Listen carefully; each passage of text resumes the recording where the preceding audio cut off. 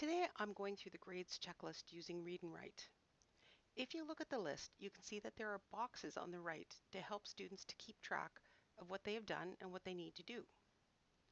The first step is to check grammar and spelling using your word processor or using Check It in Read and Write. For this demonstration, I'm going to use the tools from Read and Write. Next, read back and correct. Using the text-to-speech options from Read and Write, I will listen to the text to ensure that I have the following.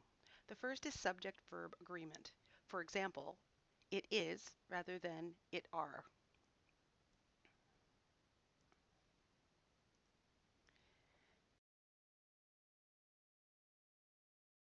Next, I'm going to check for verb tenses.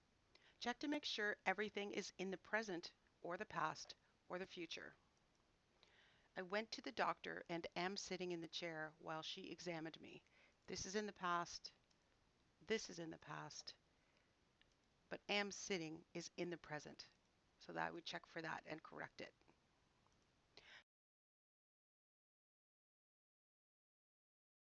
The third is for suffixes and prefixes. Reliable versus unreliable. This is the prefix. The word in front changes the meaning. Child versus children versus childs. The ending of the word changes the meaning, and this one is incorrect. Number 4 is to check for missing words. Listen to your writing. You may hear that you've missed a word. For example, the cat ate the tree. I've missed words here, is in, and get rid of the word it. Sentence structure is another one. Check for fragments and run-ons. Even small sentences can be run-ons. What you need to know is where the commas go. I went to the store, but there was not milk there. I have the word but, which should be used to separate two sentences. If I look at this sentence, there was not milk there. It has a subject, it has a verb. That is a complete sentence. I went to the store is also a complete sentence. And in order to separate these, I need a comma before the word but in this situation.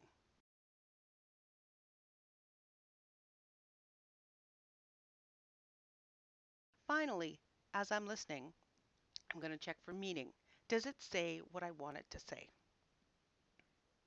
Now I'm going to double check for homophones again, such as there, and there, or to, and to. I want to make sure that I'm using them in the correct way. Next, print a hard copy. Use a highlighter to highlight anything that you are still not sure of. Also, printing gives you a backup in case you lose your file on the computer. Now wait a day or two and edit it again. Use the dictionary in Read and Write to look up words if you're not sure that you've used them correctly. You could hire a proofreader to help with grammar.